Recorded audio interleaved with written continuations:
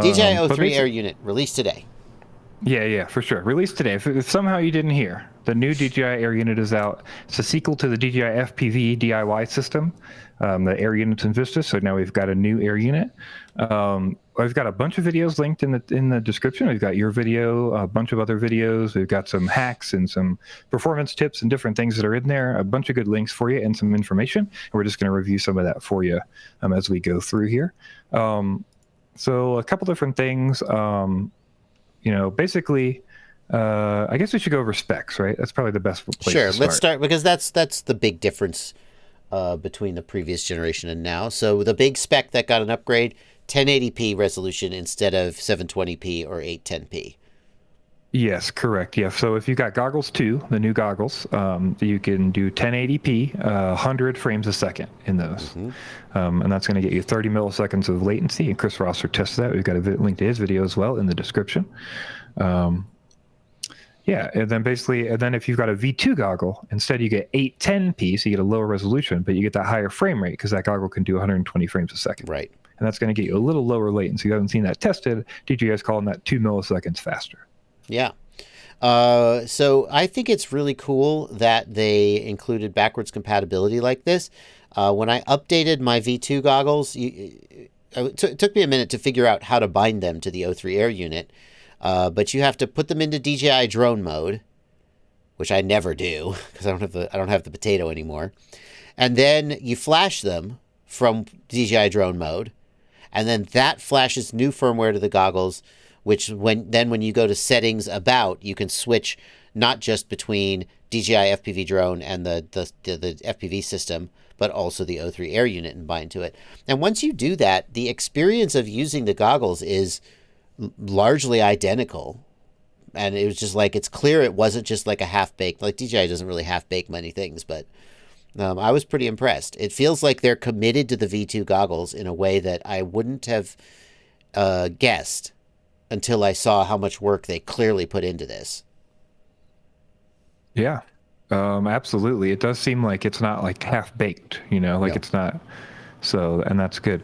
And then the other thing, we got today an update, for everybody, it's not even out yet, but the reviewers and everybody got an update for 4K, 100 and 120. So previously the highest recording mode on this was 4K 60. And that meant, for people that don't know, basically you're locked to the bracket sort of that you're flying in to record in. Right. So Your if I want to frame rate. record it, yeah, if I want to record at 4K 60 or 4K 50, I need to fly in high quality mode. And that's going to be the lower frame rate, higher quality, higher latency. Well, and this is confusing because they don't give you a menu option, low latency, high quality. Whatever frame rate you set for the onboard recording, whether you're doing onboard recording or not, that controls the frame rate and therefore the latency that you get back to your goggles. And this matters because if you want to run at 100 frames per second or 120 FPS for the lowest possible latency, but you won't get as much motion blur, for example, in your onboard recording if you decide to do that.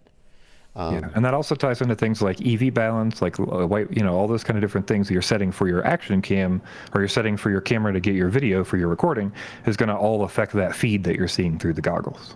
Absolutely.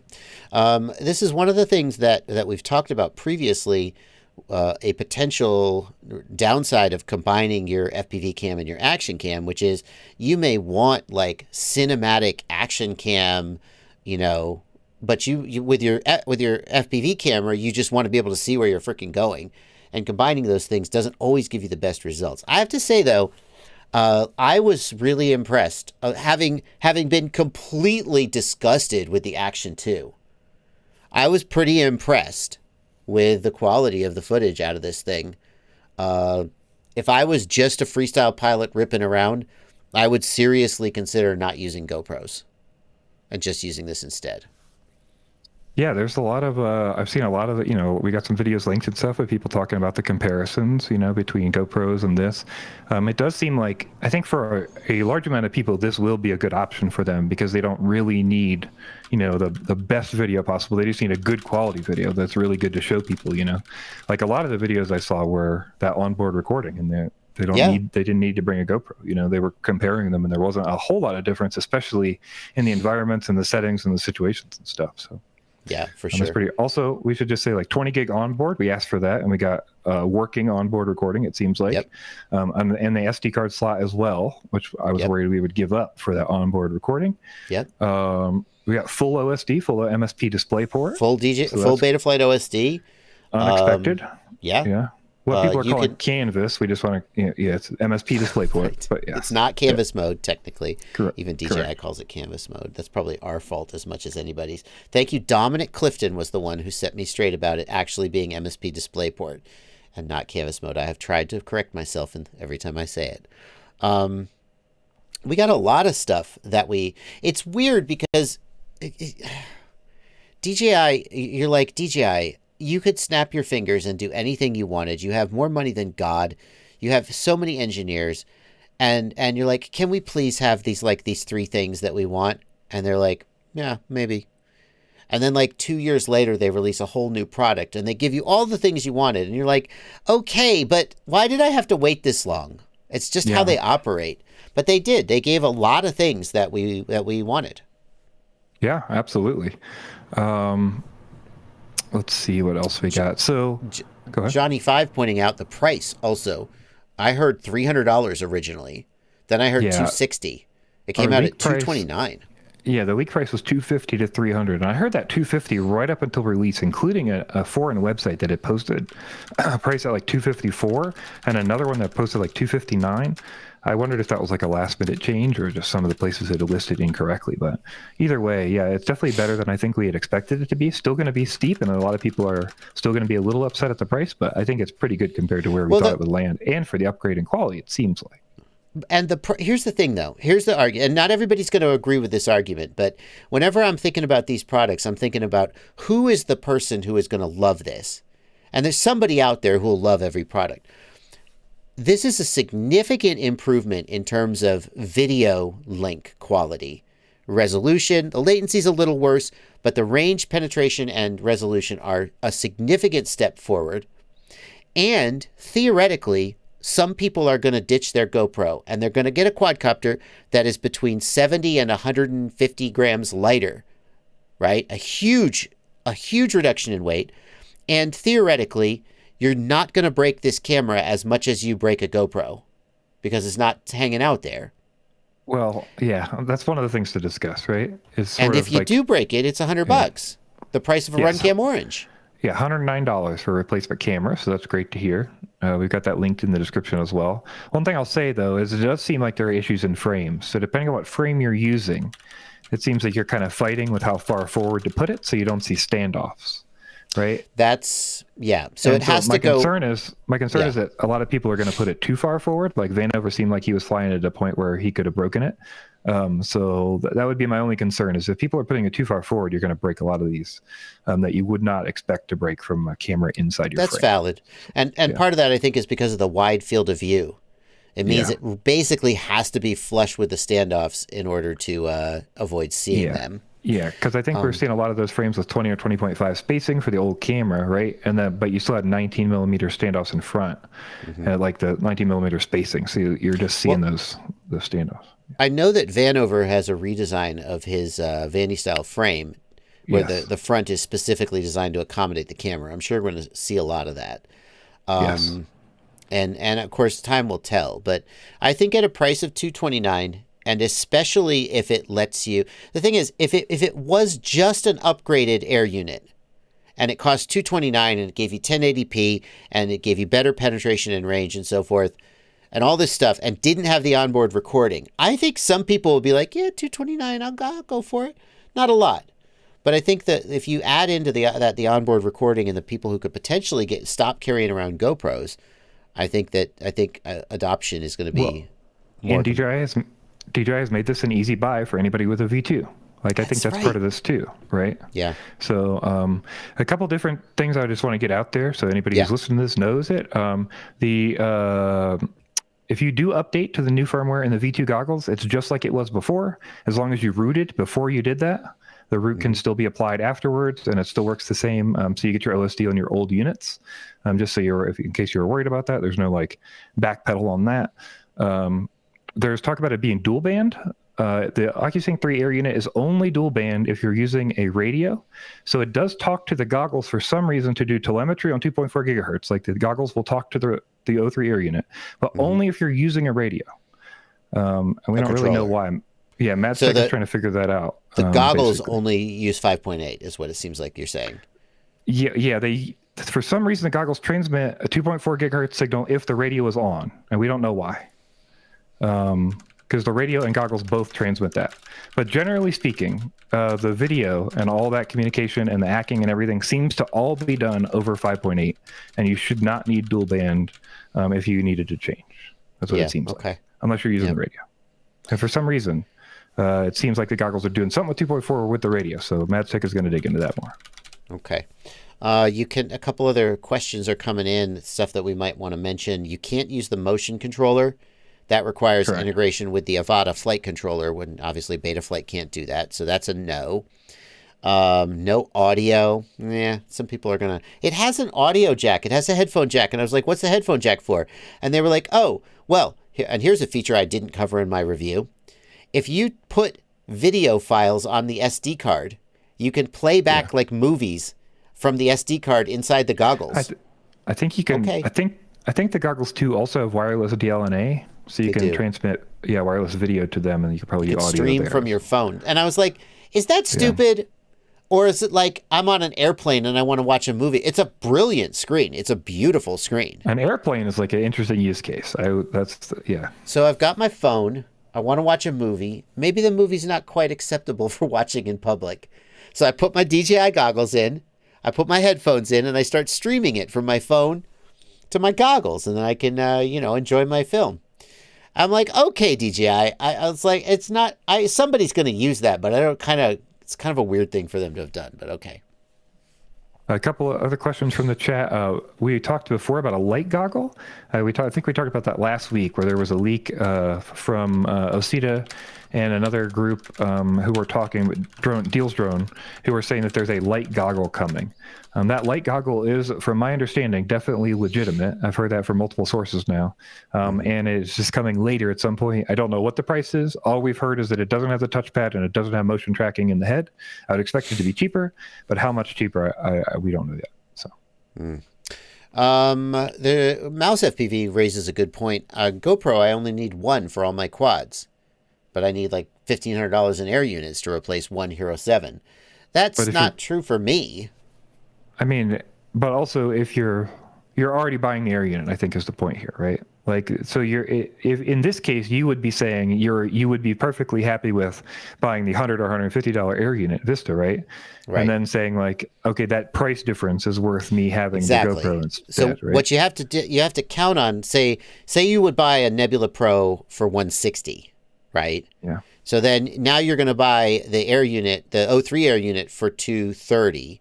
That is a $70 uptick. So you're not paying $230 per quad. You're paying an additional $70 per quad. So you could make the argument that this is cheaper than buying a RunCam Orange for every single one of your quads. And you could say, well, I wouldn't buy one RunCam Orange for all of my quads. I'd buy one or two or three. Okay, there's a break-even point there. That's valid. I think for me, it's the question of like, your 70 is buying you better quality, signal, penetration, everything, and it's buying you the GoPro, right? Like, I think that's where I'm at with it. Like, I would be buying it with the GoPro stuff as extra.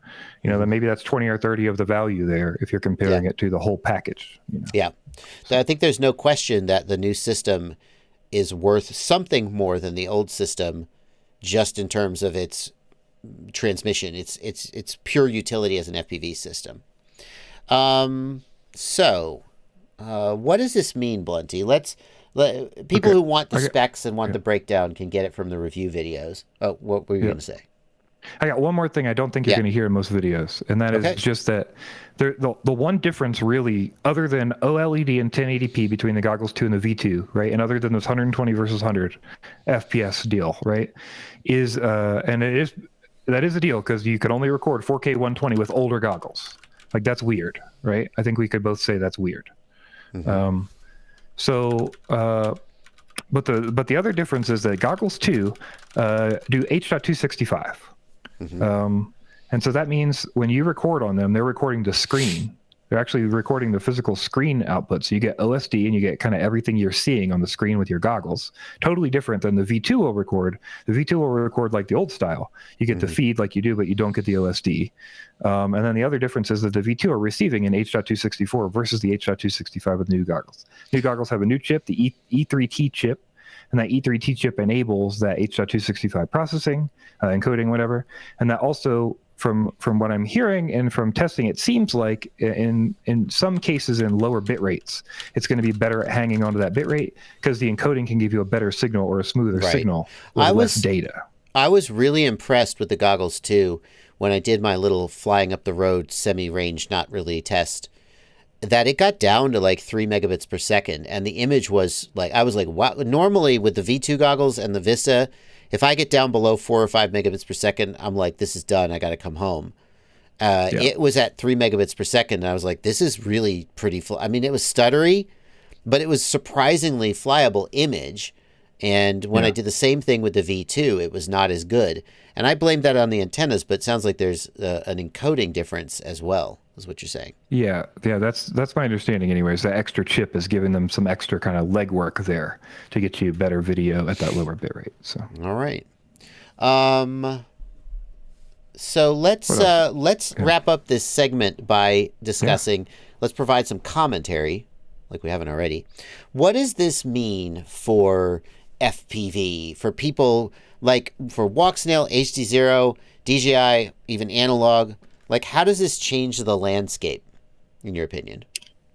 Well, I don't know. Like, it's good, but then the question is, how much better is it, right? So, like, one thing it's going to change is people weren't sure if we were going to get a future of DJI, right? We've thought long and hard about like, hey, is DJI gonna fix us, like take care of us in the future? Are they gonna provide updates? Are they gonna do basically what's going to happen with our future? We thought Vistas were going to go away, and then RunCam said they're going to provide us Vistas, and we're worried about compatibility and all this kind of stuff. One thing we didn't show, can you show real quick our link? I've got highlighted there.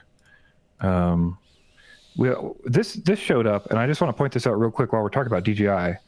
This is a picture that somebody leaked on Chinese social media of the DJI Goggles 2, an update that's coming that shows extra compatibility, and this is our somewhat proof of back compatibility that DJI said was coming. So it looks like we're going to be getting the back compat to the DJI Goggles 2 for the old air units and Vistas like they had promised us. At least that's what this is showing. So yeah, I see that. And I can confirm this is the interface. I mean, where you select what you want to bind to. Mine only has O3 air unit and Avata. But that is what I would think it would look like when it became available. So this feels legit. Yeah, and this shows also just the Mini 3 Pro, so it kind of gives us a better perspective there. We had heard before that there were going to be other drones added to the goggles as well, and it does seem like that is the case. So yeah, very interesting stuff. I still maintain my wait and see perspective on that, because but there's a firmware somewhere with that happening, so that means somebody's done some work. That's the way I look at that. Yeah. I just like there's always little. Anyway, all right. So how does this change the landscape? Yeah, so basically, with that being in mind and all this other stuff, I think that it basically puts anybody who's using DJI or wants to use DJI in a better footing. Like, we still don't trust DJI forever, right? They're still a slimy billion-dollar company, but they do seem to be supporting us, right? They gave us full OSD, which we asked for. They gave us 4K recording modes at 120, which we asked for. They gave us onboard storage, which we asked for. That's good. It doesn't break. There's a lot of pieces here that we were asked. H.265 was something people 100%. Asked for. Let's also not forget that they gave us a, how do I put this? They gave us a system that freaking works on day one. Yeah. Like, you look at the release of this system and you look at the release of the Walksnail system, and it just shows that there's a lot more than just, buy some chips and slap them on a circuit board. It's all people say it's all SOCs. You don't need to do any work. And this clearly shows that that's not true. That this is a solid system. Okay, anyway. Yeah. Yeah. It's nice not to be treated as beta testers. That's right, Coben Weston. Yeah, I agree with that. I mean, if we compare many of the other releases we've seen, even the original DJI release, this is so much cleaner than it was. So Yeah. we got a usable firmware at launch. Jonas Trussman says, yeah, and all it took was delaying it like 5 times. Hey, you can't have it both ways, though. Yeah. Either, I mean, they do right, exactly. Yeah. Better that they delayed it and they got it right, I would say. I 100% agree with that. So right. This is what we see from a delay. We see a clean release where everybody can get what they need, and there's a bunch of people with it, and we can get videos on it. We know information about it at launch, and as opposed to a very similar but totally different release we had from Fat Shark with the Avatar system. You know what I mean? It's like polar opposites. It feels like nobody had that system. Nobody was prepared for it. Nobody knew anything about it. It was all hidden in secret. They didn't give any information. And this is feels like the total opposite.